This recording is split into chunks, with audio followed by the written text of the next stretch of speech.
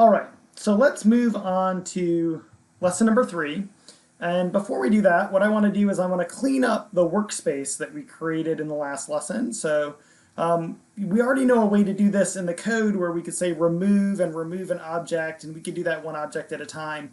But if you want to get rid of everything in your workspace, a pretty simple thing to do is to just go click on this little broom here, and it will actually sweep away all of the objects in your workspace. So now that we have this clean workspace, I'm going to open up lesson 3 from our files down here and get us started. So the setup for this file is the same as the previous ones, and I'm going to start off by recreating the data sets that we just had, and you're probably wondering, well, why did we just get rid of them? Well, I'm going to show you a couple things as we do this. So I'm going to recreate my first data set, but this time I'm going to do something a little bit different. When I create my data frame, I'm going to create each of the columns within that data frame rather than create each of those columns separately and then sticking them together as a data frame. And the advantage of this kind of format, if you run that, you see that I've created my first data frame, but I haven't recreated those intermediate objects that we had before of age, gender, and weight. And so if you were to have created those, you might want to clean up your workspace and get rid of them, so it just saves you from having to do that step. So remember here, we created age and then we stuck it together. Now we don't have age sort of sitting in our workspace anymore. Again, I'm going to recreate my data as well. Just pull that in from our CSV file.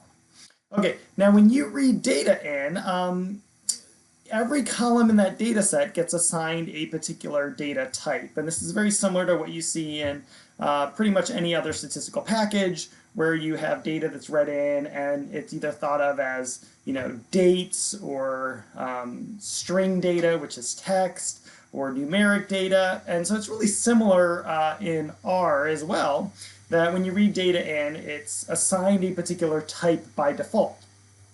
The most common types that you're probably going to encounter are character, again, text data, integer data, which is a kind of numeric data, factor data, which is nominal data, and then what's known as a double. And a double is really just numeric data.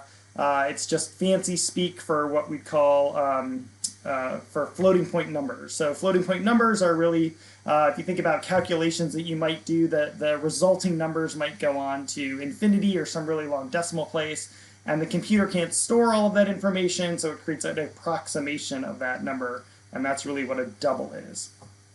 So numeric values are doubles by default. Integers are also numeric values. One other weird thing that you might see is you might see numbers followed by this capital letter L here, and that just signifies that it's an integer. So here's a function called class that tells you what kind of data you have.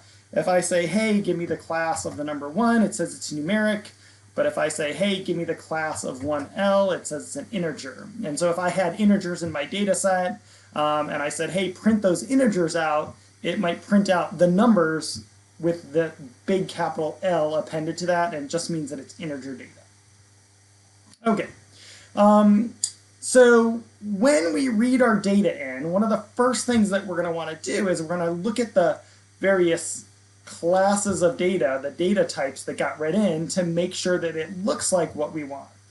So again, I can go into my first data set. I can go to the column called age. So here I'm using a notation here, this $sign notation. So what does the $sign notation let me do? It lets me look at a piece of a larger object. So my larger object is my data frame, and age is a piece, it's a column in that data frame. So really one of the easiest ways to refer to a column in a data set in R is to use the name of the data frame, $sign, the name of the column. So what I want R to do with this line 41 here is I want it to tell me what the class of that variable is, and it tells me that the class of that variable is numeric. If I say, hey, go into my data, to the column called gender, tell me what the class of that is, well, it says that that is character data. Okay? And you might think, well, gender, probably should be a factor, and it probably should be, but by default, it was read in as character data.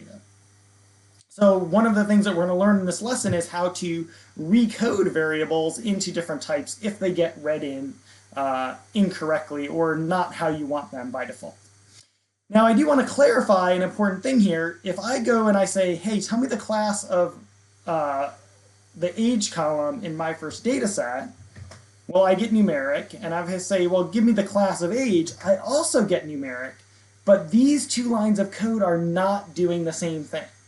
The first line of code is referring to the column in the object myFirstData. The second one is referring to the object called age. So those are two different objects in my workspace. Now it just so happens that in this case they contain the same information and producing the same results, but it's possible that that age column, that age object here could be the age from some other data set, and if we're not careful, we don't know that. So the moral of the story here is really make sure you know what object you're referring to exactly, and also don't keep a cluttered workspace. If you keep a cluttered workspace, it's very possible that you will mistakenly select the wrong object, and so the best thing to do is keep it clean, and we can keep it clean by removing that age variable. Now we won't refer to that variable by mistake.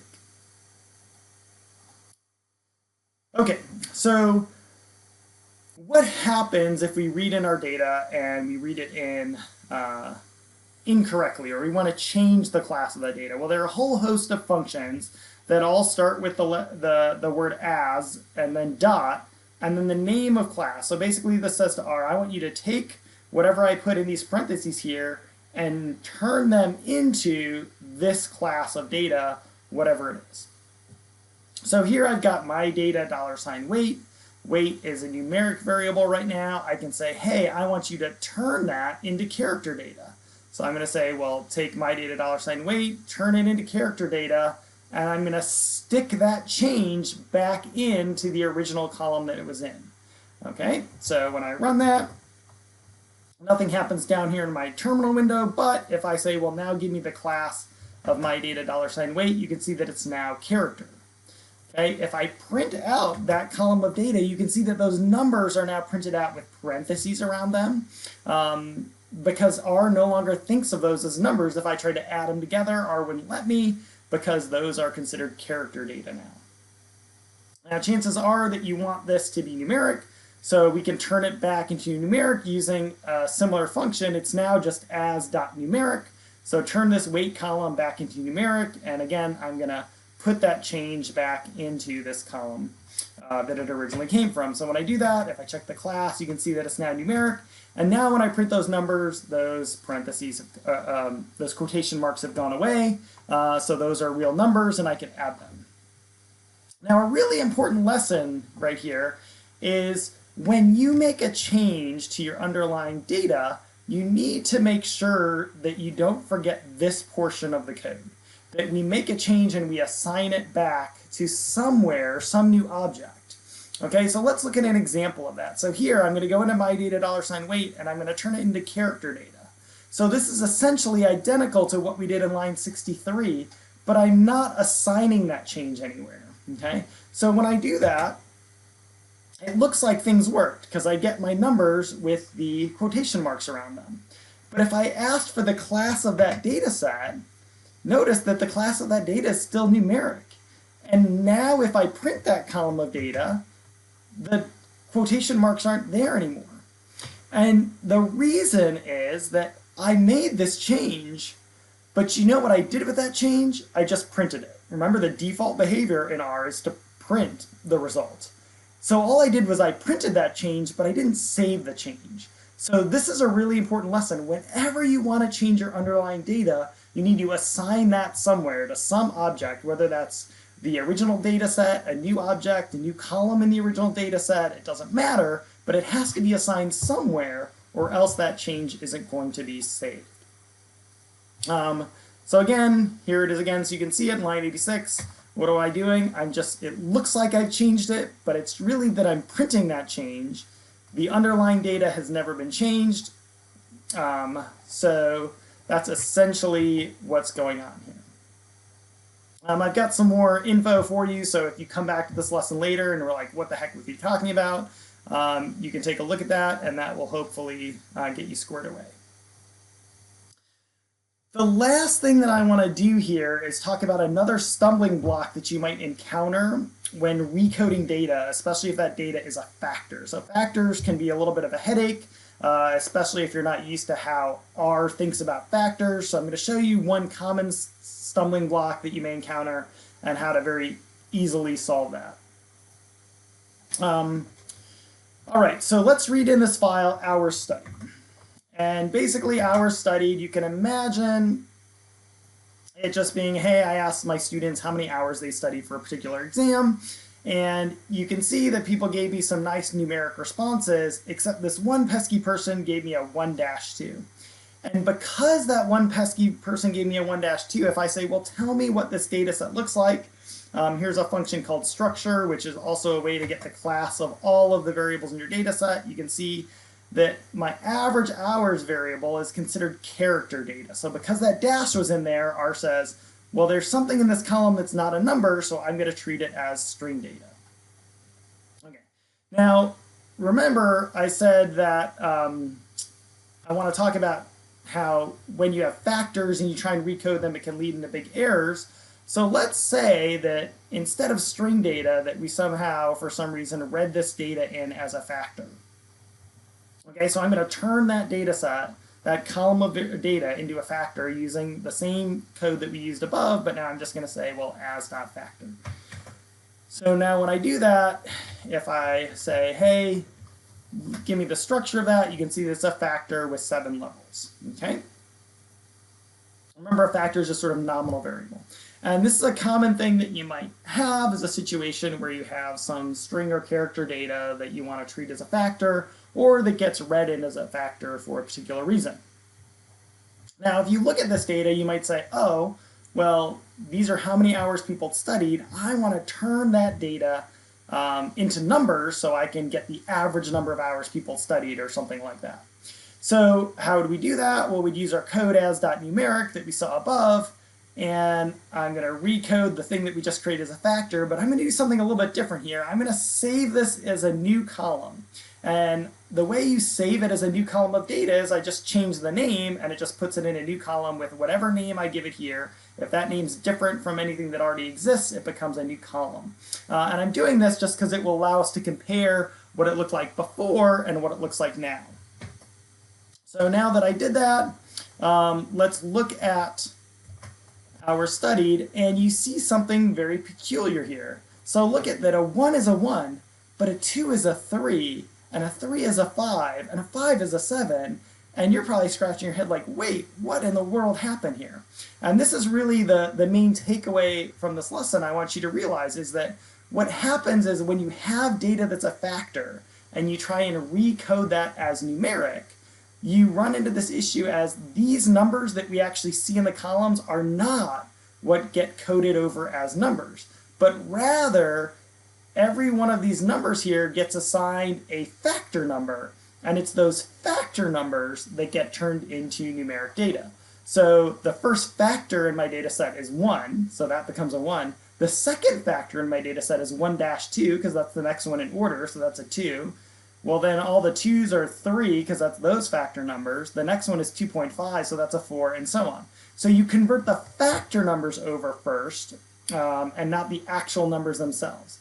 So if the data were actually character data, this turns the data into character data, I could actually convert it no problem. So you'll notice that if I turn the factors into character data, and then I turn it into numeric, and basically I'm just nesting these two commands together, so that's actually something you can do pretty easily in R.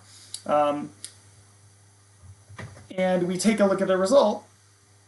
You get a little warning here, but the results actually look okay. You can see a 1's a 1, a 2's a 2, a 3's a 3, a 4's a 4, a 2.5's a 2.5. So now we get a system that works out all right. We do get an NA in here because R doesn't know how to convert this text data to a number. And so you could decide, oh, that should be a 1.5 or something like that, and we'll learn in a later lesson how you could replace that value.